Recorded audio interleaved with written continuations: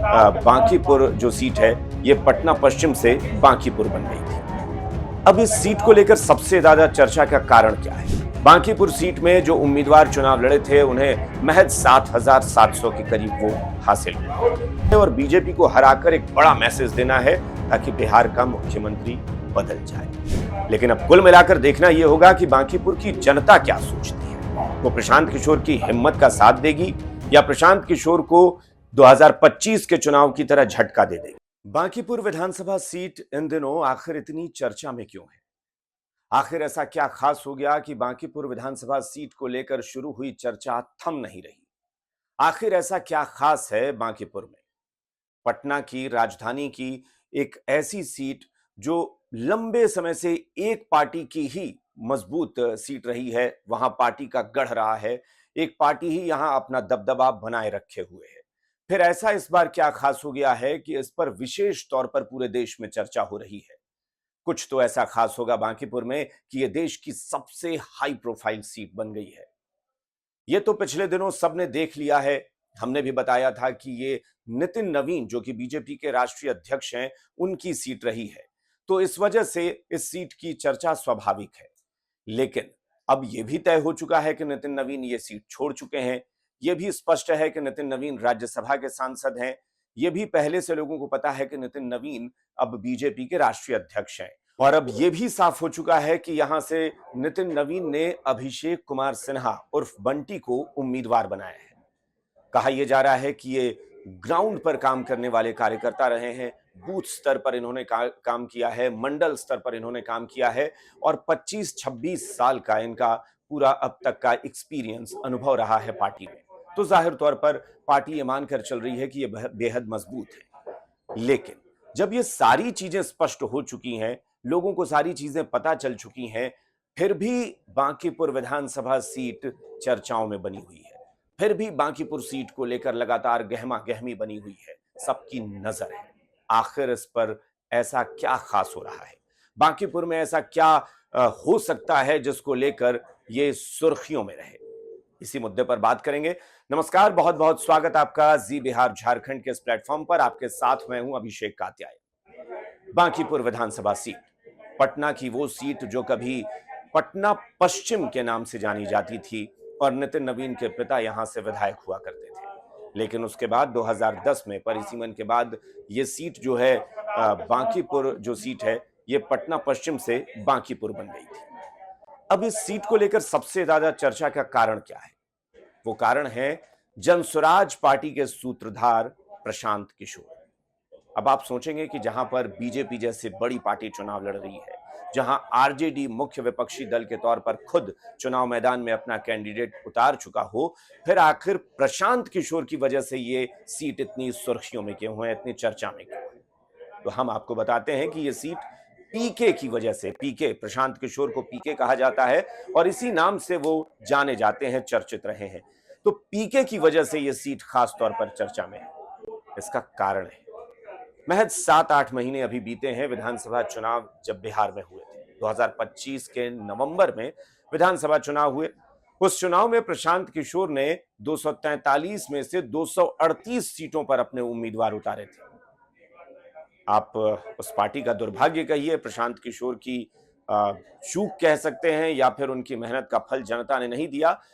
जो 238 सीटों पर वो चुनाव लड़ रहे थे उनमें से अधिकतर सीटों पर, ज्यादातर सीटों पर उनकी पार्टी के उम्मीदवारों की जमानत जब्त हो गई और उन्हीं में से बांकीपुर सीट भी थी। बांकीपुर सीट में जो उम्मीदवार चुनाव लड़े थे उन्हें महज 7,700 के करीब वोट हासिल हुए। अब ऐसा क्या हो गया कि प्रशांत किशोर जब इतनी बुरी तरह से अपनी पार्टी का परिणाम, पार्टी की फजीहत देख चुके हैं, महज 7-8 महीने बाद उन्होंने खुद अब अपनी प्रतिष्ठा को दांव पर लगाने का फैसला कर लिया। ऐसा क्या हो गया कि प्रशांत किशोर को लगा कि इस बार मुझे खुद मैदान में उतरना चाहिए, वो भी तब जब 8 महीने पहले उनकी पार्टी की दुर्गति हो चुकी है। ऐसा लग रहा था कि वो राजनीति करने से तौबा कर लेंगे, लेकिन प्रशांत किशोर राजनीति करना तो छोड़िए, पार्टी को चुनाव लड़ाना तो छोड़िए, वो खुद मैदान में उतरने आ गए और वो भी ऐसी सीट पर जहां बीजेपी सबसे ज्यादा मजबूत, सबसे ज्यादा ताकतवर है। इसके भी कई कारण हैं। चलिए पहले आपको बताता हूं कि प्रशांत किशोर कर क्या रहे हैं। प्रशांत किशोर जिस तरह से 2025 विधानसभा चुनाव में आक्रामक थे, बहुत ज्यादा अटैकिंग मोड में थे, बहुत एग्रेसिव पॉलिटिक्स कर रहे थे, बहुत एग्रेसिव कैंपेनिंग कर रहे थे, वही प्रशांत किशोर इस बार फिर अपने लिए भी वैसा ही कुछ कर रहे हैं, उसी ढर्रे पर चल रहे हैं। सबको याद होगा 2025 का विधानसभा चुनाव, जब प्रशांत किशोर व्यक्तिगत तौर पर कुछ नेताओं का नाम लेकर हमलावर हुए थे। उनमें बिहार के वर्तमान मुख्यमंत्री सम्राट चौधरी भी शामिल हैं।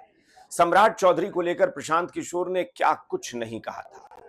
उनके आपराधिक इतिहास को लेकर कहा था कि वो आपराधिक उनका इतिहास रहा है। प्रशांत किशोर ने ये तक कह दिया था कि वो उनकी डिग्री फेक है, उनकी शिक्षा फेक है, उनकी उम्र का सर्टिफिकेट फेक है, वो सारी चीजें बता चुके थे। प्रशांत किशोर अब भी वही कर रहे हैं। एग्रेसिव कैंपेनिंग उनके नेचर में है, उनकी आदत है। वो फिर वही आक्रामकता के साथ चुनाव प्रचार में जुट गए हैं। और बांकीपुर में अगर हम ये कहें कि सभी पार्टियों की तुलना में सबसे ज्यादा इस वक्त प्रचार में जी जान से जुटे हैं तो प्रशांत किशोर, क्योंकि अभी बाकी पार्टी के जो उम्मीदवार हैं उन्होंने नॉमिनेशन किया है और अपनी रणनीति बना रहे हैं, लेकिन प्रशांत किशोर ग्राउंड पर उतरकर प्रचार शुरू कर चुके हैं। और प्रचार में वही तेवर, वही आक्रामकता, वही अंदाज जो 2025 विधानसभा चुनाव में वो अपनी पार्टी के दूसरे कैंडिडेट्स के लिए जब प्रचार करते थे तो इसी अंदाज में कर रहे थे। प्रशांत किशोर लगातार सम्राट चौधरी को, इस बार भी जब मीडिया ने उनसे पूछा कि सम्राट चौधरी को लेकर क्या कहेंगे, तो उन्होंने कहा कि मैं तो कहता हूं कि सम्राट चौधरी को सीएम रहना ही नहीं चाहिए। मेरे मुताबिक जब तक सम्राट चौधरी मुख्यमंत्री रहेंगे, बिहार जैसे प्रदेश का भला कभी नहीं हो सकता। सम्राट चौधरी को लेकर एक बार फिर से उन्होंने उनकी डिग्री पर, उनके उम्र को लेकर सर्टिफिकेट पर सवाल उठाए और कहा कि ये सब फर्जी सर्टिफिकेट है। इसके अलावा उन्होंने कहा कि वो 7 हत्या के आरोपी रहे हैं, अभियुक्त रहे हैं। उन्होंने अभियुक्त शब्द का इस्तेमाल किया आरोपी की जगह पर। तो ये प्रशांत किशोर का अंदाज है। सम्राट चौधरी पर हमलावर हैं। वो कह रहे हैं कि अगर बांकीपुर की जनता ने बीजेपी को हरा दिया तो फिर कुछ करने की जरूरत नहीं पड़ेगी, फिर बीजेपी का नेतृत्व अपने आप सम्राट चौधरी को पद से हटा देगा। और जाहिर तौर पर प्रशांत किशोर राजनीति को समझते तो हैं, क्योंकि वो चुनावी रणनीतिकार के तौर पर अलग अलग पार्टियों के साथ अलग अलग प्रदेशों में काम कर चुके हैं। तो ये हम नहीं कह सकते कि वो राजनीति को समझते नहीं है या राजनीति को उन्होंने देखा नहीं है। उन्होंने बहुत करीब से देखा है, समझा है, परखा है कि आखिर ये पॉलिटिक्स होती कैसे है। उन्हें ये पता है कि बांकीपुर का चुनाव नितिन नवीन के लिए प्रतिष्ठा का विषय है। उन्हें पता है कि यह चुनाव बीजेपी के लिए प्रतिष्ठा का विषय है कि जिस बांकीपुर ने जो अपना विधायक बनाया था, वो विधायक देश की सबसे बड़ी पार्टी का राष्ट्रीय अध्यक्ष हो। तो जाहिर तौर पर नितिन नवीन कभी नहीं चाहेंगे कि उनके द्वारा खाली की गई सीट पर उनकी पार्टी चुनाव हार जाए, वो भी तब जब वो खुद राष्ट्रीय अध्यक्ष हैं, जब वो खुद कैंडिडेट का सिलेक्शन कर रहे हैं। तो इसलिए नितिन नवीन की प्रतिष्ठा जुड़ी है। बीजेपी के लिए, बीजेपी के दूसरे बड़े लीडर्स हैं, चाहे वो नरेंद्र मोदी हो या अमित शाह हो, स्वाभाविक तौर पर बीजेपी के सम्मान की बात आएगी तो उन दोनों नेताओं के भी सम्मान की बात होगी कि भाई मोदी जी के लिए या अमित शाह के लिए भी ये प्रतिष्ठा का विषय है कि बीजेपी का राष्ट्रीय अध्यक्ष जिस सीट पर चुनाव लड़ा हो वो सीट बीजेपी हारे नहीं। तो ये प्रशांत किशोर जानते हैं। अब प्रशांत किशोर जनता से बार बार ये भावनात्मक अपील कर रहे हैं कि अगर आप बिहार सरकार के कामकाज से खुश नहीं है, अगर नीतीश कुमार के नाम पर आपने वोट किया था और धोखे से नीतीश कुमार को हटाकर सम्राट चौधरी को सीएम बनाया गया है और आप खुश नहीं हैं, तो यही मौका है बीजेपी के राष्ट्रीय अध्यक्ष की जो सीट रही है वहां से बीजेपी को हरा दीजिए। अपने आप बड़ा मैसेज चला जाएगा कि लोग नाराज हैं, जनता सरकार से खफा है और बीजेपी नेतृत्व खुद ही सम्राट चौधरी को हटाएगा कि भाई ऐसा क्या हो गया कि जो सीट आरजेडी के कार्यकाल में भी हम कभी नहीं हारे, जो सीट नीतीश कुमार के सीएम रहते हम कभी नहीं हारे, वो सीट पहली बार बीजेपी का सीएम बनता है और हम वो सीट हार जाते हैं। तो एक बहुत बड़ा डेंट, बहुत बड़ा झटका बीजेपी के लिए होगा। इसलिए सम्राट चौधरी बार बार जनता से यही कह रहे हैं कि बहुत बड़ा मौका है, बहुत बड़ा वक्त है, ये बहुत बड़ा चांस है आपके लिए, बीजेपी को हराइए और सम्राट चौधरी की छुट्टी तय है। दूसरी बात, अशोक चौधरी, जेडीयू के नेताओं को लेकर भी वो हमलावर रहे हैं। उनमें से अशोक चौधरी रहे हैं, बीजेपी की तरफ से मंगल पांडे भी रहे हैं। अशोक चौधरी को लेकर जब मीडिया ने कहा कि अशोक चौधरी कह रहे हैं कुछ आपके बारे में, तो उन्होंने कहा कि अच्छा, ये तो बहुत दिन बाद ऐसा मौका मिला है कि एक सर्वदलीय नेता फिर से अपना बयान देना शुरू किए। अब वो अशोक चौधरी को बार बार सर्वदलीय कहते हैं क्योंकि अशोक चौधरी का पुराना पॉलिटिकल जो रिकॉर्ड है, हिस्ट्री है, उसको बताते हैं कि अलग अलग पार्टियों में वो रह चुके हैं। तो प्रशांत किशोर ये भी जानते हैं कि अशोक चौधरी पर हमला कैसे बोलना है। वो बार बार ये कह रहे हैं कि अशोक चौधरी को कहिए कि जरा शांत रहें, वरना कैबिनेट में दूसरे तीसरे नंबर पर जो पोजीशन होती थी वो अब 10वें नंबर पर पहुंच चुके हैं और ज्यादा अगर बोलेंगे तो अगली बार मंत्रिमंडल से बाहर होना तय है। बेहतर होगा कि जो विभाग मिला है उसमें चुपचाप काम करें, ज्यादा राजनीति न करें, वरना अगले बार मंत्रिमंडल से बाहर का रास्ता दिखाया जाएगा, जैसा कि मंगल पांडे के साथ हुआ है। तो इस तरह के बयान, चुभने वाले बयान, तीखे बयान जो तीर की तरह किसी को लगते हो, वैसे बयान देते हैं प्रशांत किशोर और पहले भी देते रहे हैं। यानी वो एग्रेसिव कैंपेनिंग उनके तेवर में है, उनके अंदाज में है और वही वो कर रहे हैं। तो ये तो मैंने आपको प्रशांत किशोर का बता दिया कि कैसे वो सुर्खियों में बने हैं और क्यों बांकीपुर में ज्यादा चर्चा पीके की, प्रशांत किशोर की हो रही है, उनके उस अंदाज की वजह से। अब आते हैं उस मुद्दे पर कि प्रशांत किशोर जब 8 महीने पहले अपनी पार्टी की दुर्गति देख चुके हैं, फिर अचानक उन्होंने अपनी प्रतिष्ठा को दांव पर क्यों लगा दिया? तो इसको मैं आपको जरा सा लेकर चलता हूं बिहार से बाहर एक अन्य प्रदेश में, और वहां की आप राजनीति को देखिए और तब आप समझिए कि प्रशांत किशोर ने ऐसा क्यों किया होगा। दरअसल देश में बहुत कम ऐसा हुआ है कि कुछ लोग, क्योंकि अमूमन ऐसा होता है कि कोई बड़ी पार्टी है, उसी में से कोई नेता छिटकते हैं और वो अपनी नई पार्टी बना लेते हैं। यानी ऐसे लोग नई पार्टी बनाते हैं जिनका पहले से ही पॉलिटिकल बैकग्राउंड रहा, पहले से ही किसी अन्य पार्टी में वो जुड़े रहे। तो देश में इन लोगों की बहुत ज्यादा चर्चा नहीं होती। देश में उन लोगों की चर्चा बहुत ज्यादा होती है जो अचानक से राजनीति में कदम रखे हो, और राजनीति में कदम रखकर वो किसी और पार्टी में न जाकर उन्होंने अपनी पार्टी खड़ी कर ली। ये काम देश में अरविंद केजरीवाल नाम की एक शख्सियत हैं, जिनको आप सब जानते हैं, दिल्ली के मुख्यमंत्री रह चुके हैं। अरविंद केजरीवाल ने, शायद वो पहले शख्स थे जिन्होंने बहुत ज्यादा सुर्खियां बटोरी। हालांकि इससे पहले अगर दक्षिण भारत की बात करें तो बहुत सारे फिल्मी कलाकार जो हैं वो आ चुके हैं राजनीति में और कामयाब होते रहे हैं। लेकिन फिल्मी कलाकारों के साथ एक प्लस पॉइंट ये होता है कि वो पहले से ही बहुत बड़े स्टार होते हैं, पहले से ही उनकी जबरदस्त फैन फॉलोइंग होती है। ऐसे लोगों के लिए राजनीति में आना, कामयाब हो जाना कोई बहुत बड़ी बात नहीं होती। लेकिन अरविंद केजरीवाल एक सरकारी अधिकारी रहे, सरकारी सेवा में थे, वहां से वो इस्तीफा देकर अपना एनजीओ चलाते थे, अपना संगठन चलाते थे, और अचानक से उन्होंने भ्रष्टाचार के खिलाफ अन्ना हजारे के साथ एक आंदोलन शुरू किया। उस आंदोलन का परिणाम यह निकला कि अरविंद केजरीवाल एक बड़े राजनेता बनकर उभरे, एक बड़ी पार्टी उन्होंने बनाई, और पार्टी ऐसी बनाई कि देखते ही देखते वो पार्टी ने दिल्ली की सत्ता पर कब्जा कर लिया। दिल्ली में विधानसभा चुनाव में प्रचंड जीत हासिल करके अरविंद केजरीवाल मुख्यमंत्री बने थे। अब देखिए कि प्रशांत किशोर और अरविंद केजरीवाल में फर्क कहां था। अरविंद केजरीवाल का भी कोई पॉलिटिकल बैकग्राउंड नहीं था। अरविंद केजरीवाल ने अपना आंदोलन चलाया, अरविंद केजरीवाल ने अपना संगठन खड़ा किया, अरविंद केजरीवाल ने अन्ना हजारे के साथ मिलकर दिल्ली के रामलीला मैदान में एक बहुत बड़ा अनशन किया, भूख हड़ताल की, और जब जनता का बड़ा समर्थन उनको मिला, जनता उनके लिए उमड़ पड़ी, जनता उनके लिए खड़ी हो गई, उनकी जबरदस्त फैन फॉलोइंग हो गई, तब जाकर अरविंद केजरीवाल ने उसी रामलीला मैदान में अपनी राजनीतिक पार्टी बनाने का ऐलान कर दिया। पार्टी का नाम था आम आदमी पार्टी। आम आदमी पार्टी जब बनी तो लोगों को नहीं पता था कि अरविंद केजरीवाल, क्योंकि कई बार ऐसा होता है कि आप आंदोलन में तो बड़े कामयाब होते हैं, लोग आपके समर्थन में खड़े होते हैं, लेकिन जब आप राजनीति में उतरते हैं, चुनावी राजनीति में जाते हैं, तो कई बार जनता आपको बहुत ज्यादा तवज्जो नहीं देती, जनता आपको दरकिनार कर देती है। लेकिन अरविंद केजरीवाल ने यहां पर एक सूझबूझ दिखाई थी। वो जब पार्टी बनाकर आए, वो पहली बार जब चुनाव लड़ने मैदान में उतरे अपनी पार्टी को लेकर, तो अरविंद केजरीवाल को पता था कि मैं ही पार्टी का सर्वे सर्वा हूं, मैं ही पार्टी का चेहरा हूं, मैंने ही ये आंदोलन खड़ा किया है। ठीक है, अन्ना हजारे एक चेहरा थे, लेकिन वो पूरा संयोजन जो है, सब कुछ जो संयोजक के तौर पर काम कर रहे थे, वो अरविंद केजरीवाल कर रहे थे, जिन्होंने बहुत सारे अलग अलग प्रदेशों से, अलग अलग क्षेत्र से बड़े बड़े लोगों को अपने साथ पार्टी में जोड़ा, अपने आंदोलन में जोड़ा, कई आईएएस, आईपीएस, तमाम बड़े बड़े अधिकारी जो हैं वो रिजाइन करके इस्तीफा देकर अरविंद केजरीवाल के आंदोलन में उनके साथ आए। तो अरविंद केजरीवाल को पता था कि ये मेरा फेस है जिसकी बदौलत मेरी आवाज पर लोग आ रहे हैं, मेरे साथ जुड़ रहे हैं। तो अरविंद केजरीवाल ने जब पार्टी को चुनाव में ले जाने का फैसला किया तो वो खुद किनारे बैठकर राजनीति नहीं कर रहे थे, बल्कि वो खुद भी चुनाव लड़ने के लिए मैदान में उतरे।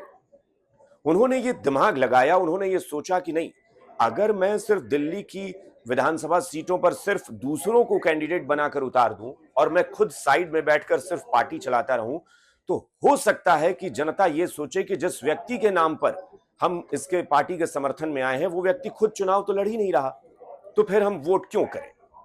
तो अरविंद केजरीवाल ने ये जनता को विश्वास दिलाया कि मेरे कैंडिडेट्स चुनाव लड़ रहे हैं, लेकिन आप ये मत समझिए कि वो चुनाव लड़ रहे हैं, आप मुझे देखिए क्योंकि मैं भी चुनाव लड़ने जा रहा हूं। और उन्होंने किया क्या कि दिल्ली की तत्कालीन मुख्यमंत्री के खिलाफ, यानी जो सबसे टफ सीट होती है, सबसे कठिन चुनौती होती है, उन्होंने उसे स्वीकार करना मुनासिब समझा, जरूरी समझा, और वो चैलेंज उन्होंने एक्सेप्ट किया।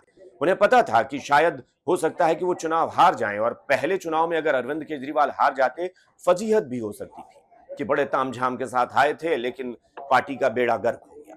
लेकिन ऐसा हुआ नहीं। जनता को यह महसूस हुआ कि अरविंद केजरीवाल अगर इतनी हिम्मत दिखा सकते हैं कि अपनी पार्टी खड़ी करते हैं, दिल्ली की सभी सीटों पर अपने उम्मीदवार उतारते हैं और खुद सबसे मुश्किल सीट, क्योंकि उस वक्त शीला दीक्षित मुख्यमंत्री हुआ करती थी, कांग्रेस की सरकार थी और शीला दीक्षित ने लगातार 3 बार दिल्ली में अपनी सरकार बनाई थी, बहुत मजबूत बड़ी नेता थी।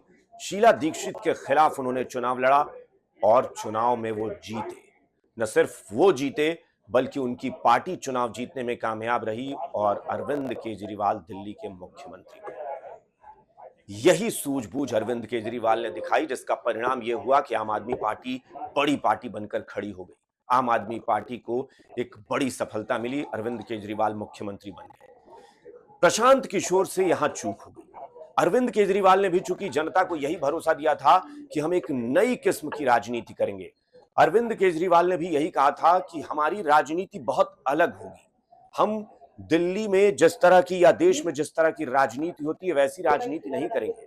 अरविंद केजरीवाल ने जनता से कहा था कि आप मुझे वोट करिएगा और इसलिए कीजिएगा क्योंकि अमूमन जो बड़े नेता देश के होते हैं, बीजेपी के हों, कांग्रेस के हों या अन्य पार्टियों के हों, क्षेत्रीय पार्टियों के हों, वो कभी बड़े नेता एक दूसरे के खिलाफ चुनाव नहीं लड़ते क्योंकि उनको डर होता है कि हम में से कोई एक हार जाएगा और हम सदन में नहीं पहुंच पाएंगे। इसलिए सारे बड़े नेता जो हैं अपनी अपनी सीट चुन लेते हैं जहां कमजोर कैंडिडेट से वो चुनाव लड़कर जीतते हैं। लेकिन मैं लड़ूंगा दिल्ली की मुख्यमंत्री के खिलाफ। मैं सीधे, जब मैं पार्टी का प्रमुख हूं, मैं अपनी पार्टी खड़ा कर रहा हूं, तो मैं सीधे सीएम से टक्कर लूंगा। और जनता को यह बात पसंद आई, उनकी बातें जनता को अपील कर गई। उन्हें लगा कि जनता को कि ये बहुत सही आदमी है, ये तो बहुत जिगर दिखा रहा है, उसने अपनी ताकत दिखाई है, उसने हिम्मत दिखाई है, तो क्यों नहीं उसे समर्थन दे। और वो चुनाव जीत गए। प्रशांत किशोर से यही चूक हो गई। प्रशांत किशोर भी चुनावी रणनीतिकार के तौर पर काम कर रहे थे, लेकिन जब वो राजनीति में आने का फैसला करते हैं तो उन्होंने अपनी पार्टी के सारे उम्मीदवार तो मैदान में उतार दिए, लेकिन वो खुद मैदान में नहीं उतरे। और शायद ये बात लोगों को खटक गई। लोगों को लगा कि ये आदमी कहता है कि हम अलग किस्म की राजनीति करेंगे, हम बहुत डिफरेंट पॉलिटिक्स करेंगे, हम बिहार को बदल देंगे, हम बिहार में ये वादा नहीं करेंगे कि हम सड़कें बना देंगे, पुल पुलिया बना देंगे, क्योंकि प्रशांत किशोर चुनाव में लगातार यही कहते थे कि हम सड़कें, पुल पुलिया, स्कूल कॉलेज खोलने का वादा नहीं करेंगे। हम वादा करेंगे कि हम आपके बच्चों का भविष्य बना देंगे। हम आपसे वादा करेंगे कि हम, अगर आपके बच्चे सरकारी स्कूल में पढ़ाई जब तक नहीं सुधरती है तब तक हम आपके बच्चों को प्राइवेट स्कूल में भेजेंगे और उसकी फीस सरकार भरेगी। तो ये बातें जनता को अच्छी तो लगी क्योंकि उन्होंने भी डिफरेंट पॉलिटिक्स, अलग किस्म की राजनीति की बात की।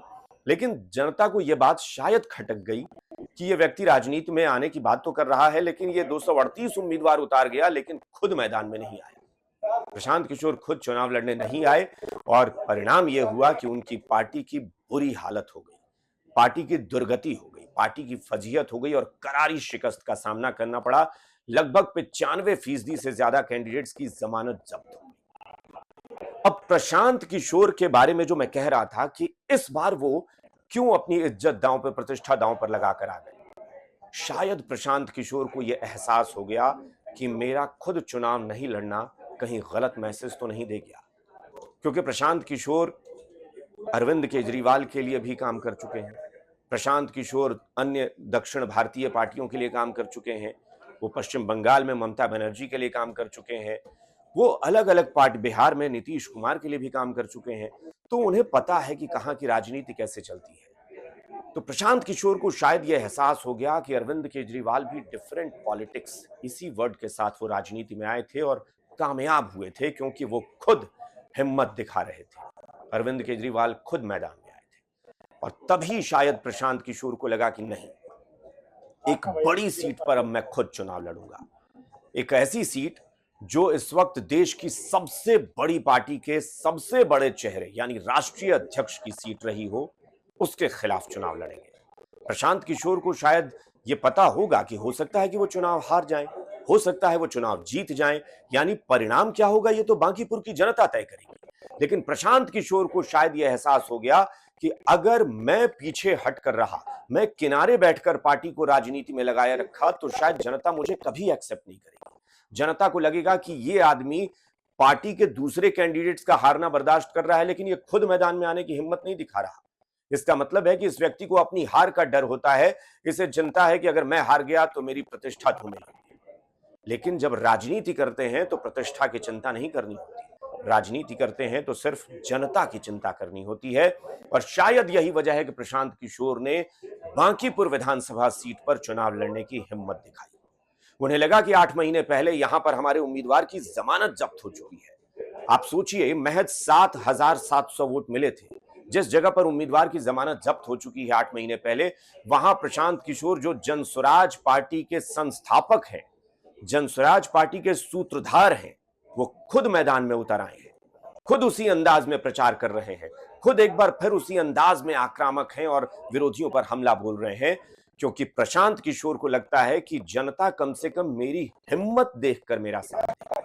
जनता कम से कम यह महसूस करेगी कि यह व्यक्ति भी हिम्मत दिखा सकता है, तो क्यों नहीं इसका साथ दिया जाए। यह उनकी उम्मीद है। ये कोई गारंटी नहीं ले सकता, ये कोई तय नहीं कर सकता कि जनता के मूड में क्या चल रहा है, लेकिन एक अनुमान जरूर लगाया जा सकता है कि कहते हैं कि किस्मत भी बहादुरों का साथ देती है। ये बड़े बड़ों ने कहा है कि किस्मत भी उन लोगों का साथ नहीं देती है जो डरपोक होते हैं, जो कायर होते हैं। किस्मत उन्हीं का साथ देती है जो बहादुर होते हैं। यानी आप जीतेंगे तभी तो जब आप जंग में उतरेंगे, वरना आप जीतेंगे कैसे अगर आप मैदान से बाहर बैठे हैं। तो मैदान में तो उतरना पड़ेगा और प्रशांत किशोर ने मैदान में उतरने का तय किया। बांकीपुर से चुनाव के लिए उन्होंने तय कर लिया कि वही लड़ेंगे। आरजेडी और बीजेपी के कैंडिडेट्स अपना नामांकन कर चुके हैं। आरजेडी से रेखा गुप्ता हैं, बीजेपी से अभिषेक कुमार सिन्हा उर्फ बंटी हैं और प्रशांत किशोर जनसुराज से लड़ेंगे। 13 जुलाई जो आखिरी तारीख है नॉमिनेशन की, उस दिन उनके नॉमिनेशन की बात है कि वो उस दिन नामांकन करेंगे। तो प्रशांत किशोर चुनाव लड़ेंगे, अपने उसी अंदाज में लड़ेंगे जैसे वो 2025 में बाकी लोगों को लड़ा चुके हैं। लेकिन प्रशांत किशोर का एग्रेशन कितना कामयाब होगा, प्रशांत किशोर ने जो हिम्मत दिखाई है, या कहें कि अरविंद केजरीवाल के बारे में सोचकर उनको लगा होगा कि शायद वो व्यक्ति अलग किस्म की राजनीति की बात करके अगर सत्ता में आ सकता है, मुख्यमंत्री बन सकता है, अपनी सरकार बना सकता है, तो मैं साइड में क्यों बैठा रहूं, मैं किनारे क्यों रहूं, मैं भी क्यों नहीं इस लड़ाई में, इस जंग में सीधे तौर पर कूद जाऊं। और प्रशांत किशोर कूद गए। हालांकि परिणाम के बारे में जाहिर तौर पर जनता बताएगी। लेकिन आपको बता दें कि यहां एक बात और है, प्रशांत किशोर को बीजेपी और आरजेडी दोनों दरकिनार करने में लगे हुए हैं। दोनों कह रहे हैं कि नहीं हम तो नोटिस ही नहीं कर रहे, प्रशांत किशोर तो है ही नहीं, उनको तवज्जो ही नहीं दे रहा है। बीजेपी कह रही है कि मेरी लड़ाई तो आरजेडी से है, प्रशांत किशोर कौन है, उनको कौन जानता है, उनको कौन पूछ रहा है। प्रशांत किशोर न 3 में है न 13 में है, ये बीजेपी कह रही है। आरजेडी से पूछिए तो आरजेडी यही कहती है कि प्रशांत किशोर कौन है, भाई हमारी कैंडिडेट पिछले बार लगभग 47,000 वोट हासिल कर चुकी है। नितिन नवीन के बाद दूसरे नंबर पर हमारा कैंडिडेट था, तो फिर प्रशांत किशोर कौन? प्रशांत किशोर की तो जमानत वहां जब्त हो चुकी है। प्रशांत किशोर को तो बिहार में कोई पूछता ही नहीं है, वो राजनीति करते ही नहीं है। आरजेडी भी हमला बोल रही है। लेकिन जब प्रशांत किशोर से यही बात पूछी जा रही है तो प्रशांत किशोर कह रहे हैं कि आरजेडी कहीं रेस में नहीं है, हमारी टक्कर तो बीजेपी से। प्रशांत किशोर कह रहे हैं कि आरजेडी 2 नंबर पर नहीं होगी, यहाँ पहले और दूसरे की जो लड़ाई है, यहाँ बीजेपी से हमारी टक्कर है और जो मेरा अनुमान है वहां बीजेपी चुनाव हारेगी और जनसुराज जीतेगी। ये प्रशांत किशोर दावा कर रहे हैं। प्रशांत किशोर कह रहे हैं कि बीजेपी से ही हमारी टक्कर होगी क्योंकि यहाँ बीजेपी का ही सिटिंग एमएलए रहा है, बीजेपी की सीट रही है, तो फिर आरजेडी से हम टक्कर की बात क्यों करें, हमारी टक्कर तो बीजेपी से है। बीजेपी को हराना है और बीजेपी को हराकर एक बड़ा मैसेज देना है ताकि बिहार का मुख्यमंत्री बदल जाए। लेकिन अब कुल मिलाकर देखना यह होगा कि बांकीपुर की जनता क्या सोचती है। वो प्रशांत किशोर की हिम्मत का साथ देगी या प्रशांत किशोर को 2025 के चुनाव की तरह झटका दे देगी। बांकीपुर की जनता आरजेडी को मौका देकर बीजेपी को किनारे करेगी या फिर एक बार फिर से बीजेपी ही वहां अपना परचम लहराने में कामयाब होगी। क्या फिर बांकीपुर की जनता नितिन नवीन को, जिनको राष्ट्रीय अध्यक्ष पार्टी ने बना दिया, उसका सम्मान करते हुए एक बार फिर बीजेपी को जिताएगी या जनता बदलाव के मूड में है, ये जनता ही जानती है। और कहते भी हैं कि चूंकि नेता कहते हैं कि जनता ही जनार्दन होती है, तो जनता पर छोड़ देते हैं। हम लोग अपना आकलन करते हैं, विश्लेषण करते हैं और आपके बीच आते हैं और बताते हैं कि क्या चल रहा है। बांकीपुर में प्रशांत किशोर चर्चा में है, लेकिन चर्चा में इसलिए है क्योंकि उन्होंने हिम्मत दिखाई है मैदान में उतरने का फैसला करके। अब जनता को तय करना है कि वो बीजेपी के साथ खुश है, बीजेपी के नितिन नवीन के काम से खुश होकर उनके उम्मीदवार को वोट करेगी या बदलाव का चयन करेगी। फिलहाल ये जनता पर छोड़ते हैं और फिलहाल इस वीडियो में इतना ही। जी बिहार झारखंड का जो हमारा सोशल मीडिया डिजिटल प्लेटफॉर्म है उसे फॉलो करें, उसे सब्सक्राइब करें और हमारे साथ बने रहें। नमस्कार।